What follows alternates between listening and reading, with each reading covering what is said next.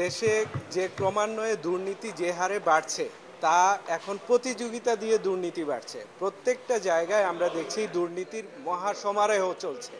এই দুর্নীতির মহাসমারোহ চলতে গিয়ে আমরা দেখেছি বাংলাদেশ সুপ্রিম কোর্টের হাইকোর্ট ডিভিশনের অনেক আইনজীবী এগিয়ে এসেছেন দুর্নীতিকে রোধ করে সমাজটাকে সুষ্ঠু জায়গায় নিয়ে আসার জন্য।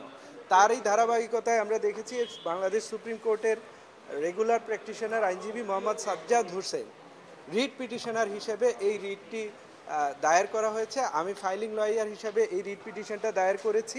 রিট পিটিশনের সাবজেক্ট ম্যাটার হচ্ছে যে সমাজসেবা অধিদপ্তরে আমরা দেখেছি সমাজসেবা অধিদপ্তরে প্রথম থেকেই 11 কোটি টাকার একটা নিউজ এসেছিল প্রথম আলোতে।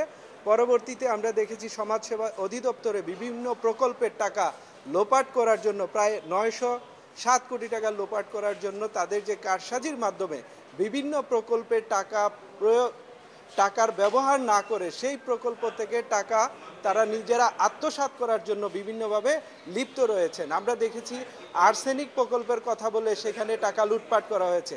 সমাজসেবা অধিদপ্তরকে টাকা দেওয়া হয়েছে ক্লিনিক প্রতিষ্ঠা করার জন্য, কিন্তু আমরা দেখেছি বিভিন্ন জেলাতে সেই ধরনের ক্লিনিক প্রতিষ্ঠা না করে তারা সেই টাকা লোপাট করেছেন। এরই প্রেক্ষাপটে আমরা দেখেছি এই নিউজগুলো আসার পর আমরা দুর্নীতি দমন কমিশনে একটা নোটিশ পাঠিয়েছিলাম সম্প্রতিকালে। সেই নোটিশটার প্রেক্ষিতে দুর্নীতি দমন কমিশন এখনো পর্যন্ত সেই প্রকল্পগুলোর উপর কোনো তদন্ত প্রক্রিয়া চলমান করেন নাই, যার প্রেক্ষিতে আমরা সচেতন নাগরিক হিসেবে এগ্রিভড হয়ে এই রিট পিটিশনটা আজকে ফাইল করেছি। সংশ্লিষ্ট হাইকোর্ট ডিভিশনে এটা যথাশীঘ্রই শুনানি হবে। শুনানি হলে তার আপডেট আমরা আপনাদেরকে অবগত করব। সুনির্দিষ্ট অভিযোগ যেগুলো আমরা পেয়েছি সেগুলো হচ্ছে যে এই নিউজগুলো এসেছে যে তদবিরের প্রকল্পের কথা বলে কারসাজি করেছে 907 কোটি টাকা প্রকল্পের কাজ তারা 81টা প্রকল্পে ভাগ করেছেন। 81টা প্রকল্পে ভাগ করার উদ্দেশ্য হচ্ছে যে যদি একটা প্রকল্পে 20 থেকে 30 কোটি টাকা বেশি প্রকল্পে হয় তাহলে সেটা ঊর্ধ্বতন কর্তৃপক্ষের অনুমোদনের প্রয়োজন হয়। আর যদি সেই প্রকল্পকে ক্ষুদ্র ক্ষুদ্র ভাগ করে নেওয়া হয় তাহলে দেখা যায় ঊর্ধ্বতন কর্তৃপক্ষের অনুমোদন ছাড়াই প্রকল্প পরিচালক সেই টাকা ডিসবার্স করতে পারেন, যার প্রেক্ষিতে সেই টাকাগুলা তারা লুটপাট করার জন্য এই কারসাজি করেছেন।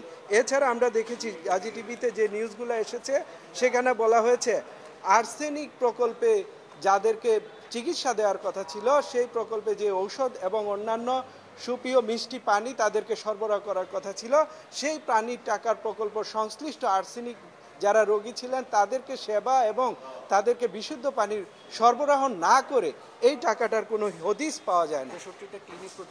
63টা ক্লিনিক সেটা প্রতিষ্ঠাতা হওয়ার কথা ছিল। ফাইলিং লয়ার হিসেবে ছিলেন সাজ্জাদ ভাই, আপনি যে লিখেছিলেন। ঠিক আছে,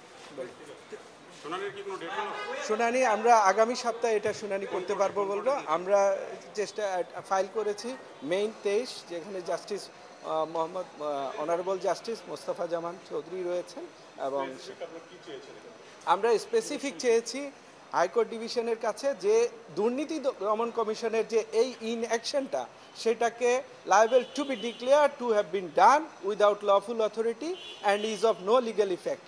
এই কাজের কোনো লিগ্যাল ইফেক্ট নেই। তাদের যে ইনঅ্যাকশনটা রয়েছে সেটাকে আমরা চ্যালেঞ্জ করেছি এবং আমরা একটা ডাইরেকশন চেয়েছি।